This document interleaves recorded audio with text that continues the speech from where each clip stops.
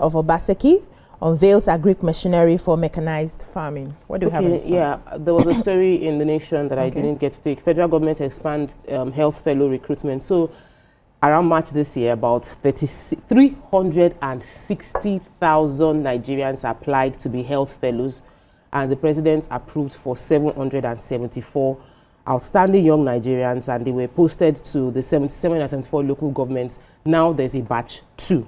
The best way for you to apply, the application opened 1st of November and it will end on the 30th of November. And the way to apply is to visit healthfellows.ng. Now, application is open. What they will be doing is to ensure that there's integrity and operational excellence in all our health facilities, primary health care in all our local governments. The president's goal, and this is from the Minister of the federal government, the Minister of Health, Coordinating Minister of Health and Social Welfare, Professor Ali Pate, who said that they want to use this to improve primary health care. And so every local government within Nigeria has a primary health care facility, and each of them would have one primary health fellow, and now 2 primary health fellow in addition to the medical personnel. And their job is just to ensure that the medical personnel do what they are meant to do. And they said since that February till now, the March when they were put in, there's been improvements in health facilities within local government and service delivery, and which is why they say let's add one more person to be health fellow. So Nigerians can apply for this position if they feel they qualify. They can go to the website to carry it out. That's a good one. Any other story in this one? I have the story on farmers. Farmers right about now are beginning to predict that 2026 is going to be a really tough year because of huge losses over food import waiver.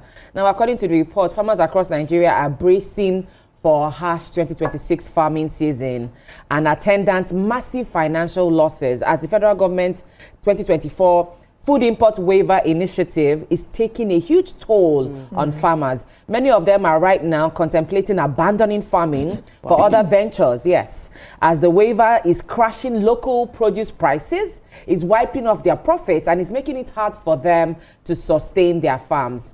There are even complaints that they're finding it difficult to sell their foodstuffs and offsetting loans and even paying for labor to enable them prepare for next year's farming season.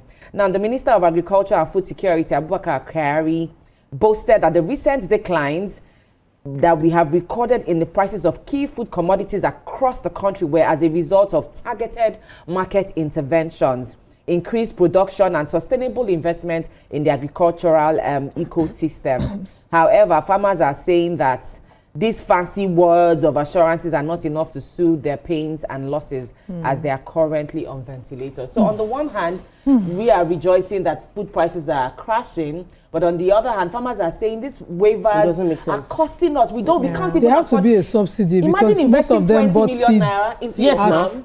I cannot explain how. No, me, I'm not farming next year again. The yams when I harvest this year, end of discussion, because I cannot pay salary and all of that. We have to farm. We can't just be dependent on what is. If the countries that are exporting to us do not export, we'll be in trouble. Yeah, we have to farm. So the government has to find the balance. So I have even Nima, continue your rice. Yes, so I have to. Governor Kwebolo in the Sun, yes, he commissioned 30 new tractors, 5 bulldozers, 150 implements, and a low bed truck machinery that they were supposed to boost those agricultural capacity. And he raised this issue at the commission, and he raised the issue of the Museum of West African Arts project at that event.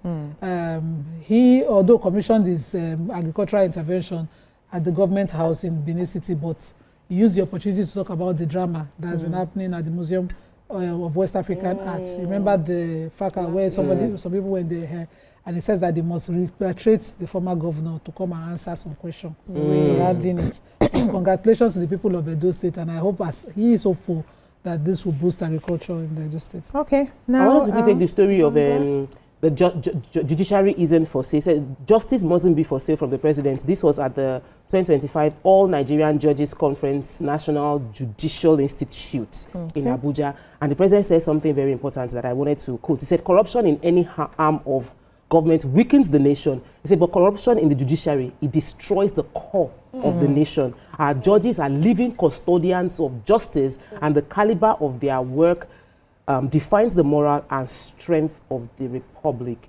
I believe that this, we cannot joke with our judges, and I'm happy that the president is highlighting it, and every one of us must continue to support our justice system, because that's why people are taking justice into their hands, because they cannot trust the system. Yeah, amazing. A Vanguard now, how bandits kidnap 25 Kebbi schoolgirls. Food inflation still rising, but at a slower pace. Akpabio, Mark Shehu orders mourn as media icon Dan Agbese dies at 81. Tinubu to judiciary, justice must never be for sale.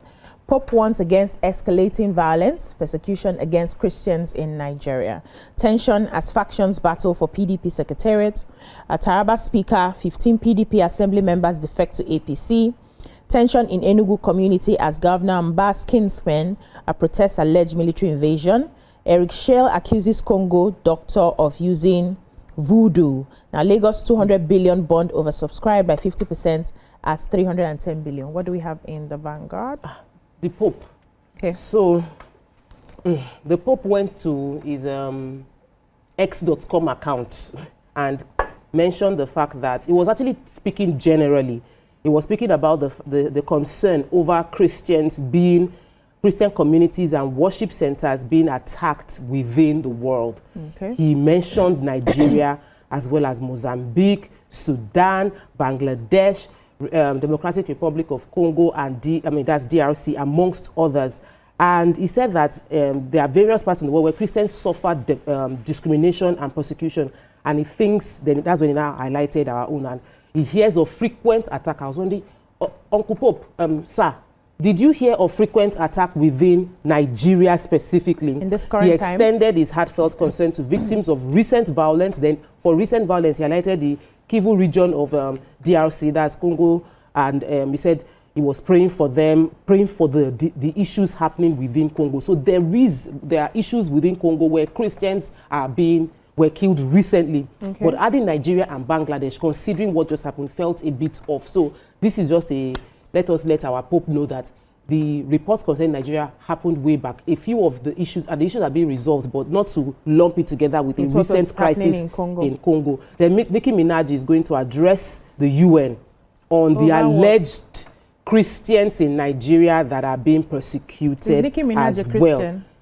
I don't know. Okay. He said he would appear alongside the United States ambassador to the UN, and they are supposed to talk about what the president of the US has mentioned. But she's going to go there to go and fight for Nigerian Christians. Okay, Nicki Minaj is now fighting for us. That's what we see. I have the story on inflation. The inflation rate, as it has now eased to 16.05%, according to the National Bureau of Statistics. They're saying that Nigeria's headline inflation rate has eased further to 16.05 in October.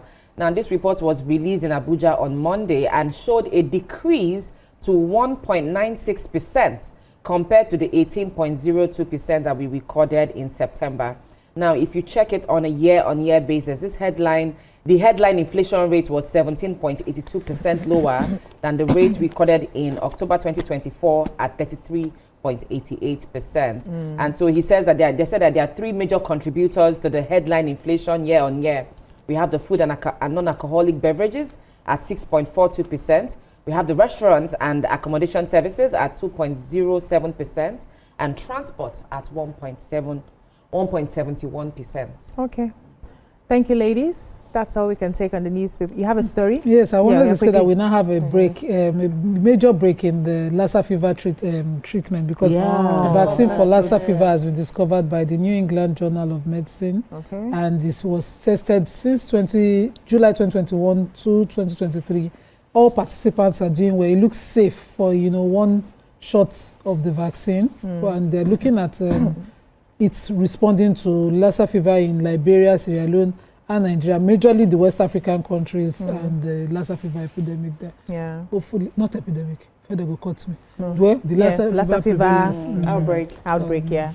Thank you, ladies. That's all we can take on the newspaper reviews. When we come back, we'll move on to the topics for today. Stay with us.